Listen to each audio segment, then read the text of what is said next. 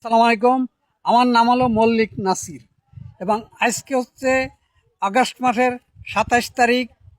আজকে দুপুরি 2টোর দিকে আমার ছেলের একটি পুত্র সন্তান হয়েছে এবং সিজারে হয়েছে এবং ঢাকা ফরাজি হসপিটালে হয়েছে। আজকে আমি এই খবরটি পেয়েছি, আমার ছেলে ফোন করে আমাকে জানাইছে এবং আমার পোতা সুস্থ আছে। আশা করি আপনারা সবাই দোয়া করবেন যাতে আমার এই বংশধর অর্থাৎ আমার ছেলের ছেলে, আমি হচ্ছে তার গ্র্যান্ডফাদার এবং আমার হচ্ছে পোতা, আমি হচ্ছে তার দাদু, যেন সে সুস্থতা আল্লাহ তাকে দান করে, সুস্থ থাকে। সবাই দোয়া করবেন এবং সবার কাছে আমি এই খবরটি পৌঁছিয়ে দিলাম।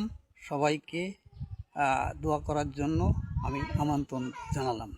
সবাই ভালো থাকেন। খোদা হাফেজ।